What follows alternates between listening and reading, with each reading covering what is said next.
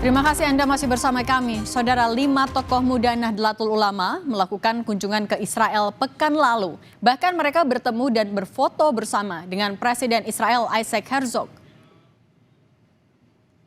Foto yang beredar luas di media sosial, kelima orang tersebut adalah Gus Syukron Makmun, Zainul Ma'arif, Munawar Aziz, Nurul Bahrul Ulum, dan Iza Anafisah Dania. Bahkan mereka berfoto bersama dengan Presiden Israel Isaac Herzog. Belum diketahui tujuan dan maksud kelima tokoh muda Nahdlatul Ulama ini bertemu dengan Presiden Israel. Namun, kunjungan kelima tokoh muda NU menuai kontroversi dan berbagai respons.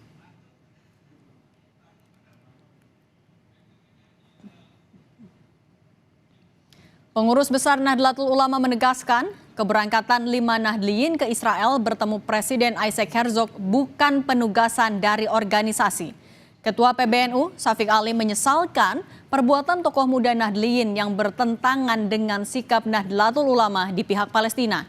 PBNU sama sekali tidak mengetahui keberangkatan 5 orang tersebut dan belum diketahui pasti tujuan dan isi pertemuannya. PBNU saat ini tengah mengklarifikasi dan akan memberi peringatan terhadap kelima Nahdliyin jika sudah menyerahkan keterangan dengan jelas. Jelas bahwa PBNU sangat menyesalkan karena di tengah tindakan Israel terhadap yang rakyat Palestina yang masih belum berhenti, di mana bom-bom dan peluru Israel masih ditembakkan ke warga Palestina, justru kok ada dari kader-kader kita yang justru berangkat di sana. Teman-teman ini dengan naifnya itu justru menerima undangan Israel yang itu oleh Israel akan bisa digunakan untuk menunjukkan pada dunia atau pada pihak-pihak yang terkait bahwa ada kelompok Muslim yang berdiri di sisi mereka, dan ini sangat kita sesalkan. Lebih lengkap soal pertemuan tokoh NU dengan Presiden Israel, kami tanyakan langsung kepada Ketua Pengurus Besar Nahdlatul Ulama atau PBNU, Syafiq Ali. Pak Syafiq, selamat sore. Selamat sore, Mbak. Pak Syafiq, kami ingin tahu penjelasan dari pertemuan 5 Nahdliyin dengan Presiden Israel itu sebenarnya berlangsung kapan? Kami juga belum tahu berlangsungnya kapan, berangkatnya kapan, pulangnya kapan. Nah, kami belum tahu karena memang itu tidak sepengetahuan PBNU. Tetapi sekarang teman-teman itu sudah ada di. Oke, artinya tidak ada laporan sama sekali kah terkait pertemuan itu kepada PBNU, Pak Syafiq? Ya.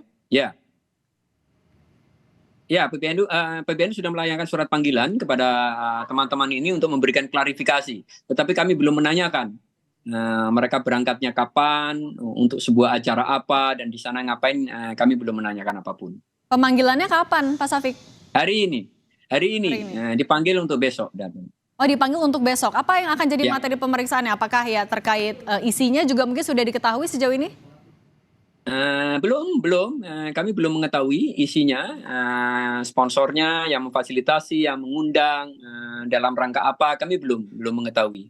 Kami pengen bahwa besok mereka memberi keterangan bersama-sama sehingga kami mendapatkan informasi yang memadai. Oke, tapi kelima orang ini posisinya di PBNU sebagai apa saja, Pak? Ya, bisa dibilang kader, tapi bukan pengurus harian. Tidak ada yang pengurus harian PBNU, beberapa ada yang pengurus Banom, sebagian juga tidak. Nah, di situ sebagian ya warga biasa atau ya kader lah.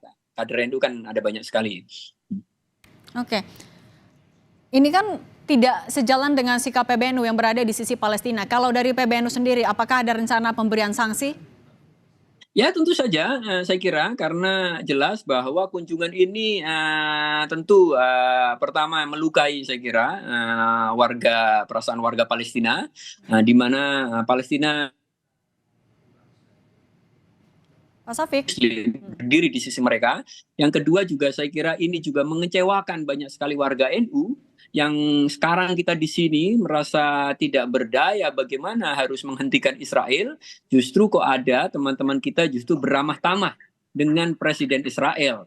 Nah, mungkin mereka punya niatan yang baik, tetapi itu sebuah kenaifan ya.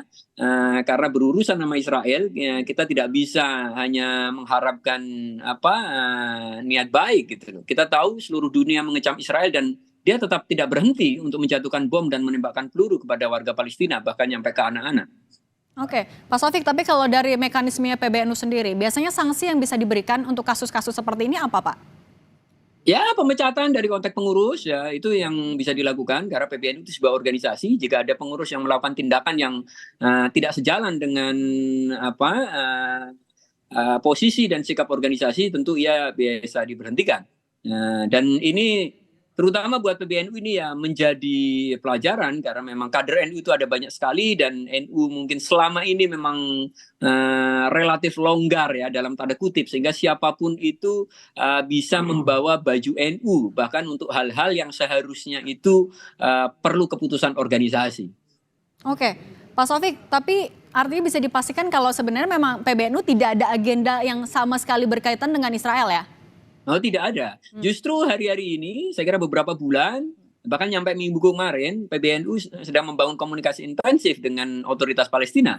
Kamis kemarin itu Dubes Palestina berkunjung ke PBNU dan bertemu dengan Gus Yahya untuk membicarakan langkah-langkah apa yang bisa dilakukan untuk memberi tekanan lebih pada Israel agar menghentikan kekerasannya. Oke, tapi kalau misalnya mekanismenya juga Pak Sofik, ketika ada kader mau keluar negeri terutama juga bertemu dengan tokoh-tokoh tinggi, haruskah lapor dengan PBNU seperti apa mekanismenya? Tergantung kepentingannya dan urusannya. Kalau dia diundang, memang itu karena atribut dia sebagai kader NU, karena ke-NU-annya, tentu saja semestinya dia melaporkan pada organisasi. Paling tidak kepada pengurus yang ada di atasnya, pada departemen yang terkait. Ya, dan itu lazim.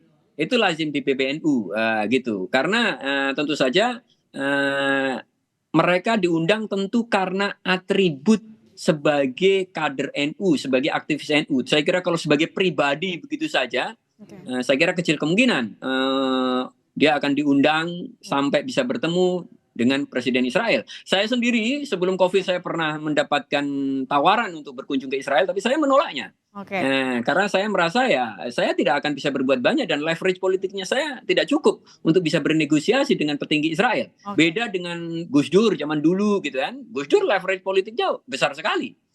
Jadi Israel akan sangat menghitung apapun yang dikemukakan oleh Gus Dur. Tapi orang seperti saya tentu berbeda. Saya harusnya akan teman-teman juga punya kesadaran ini gitu.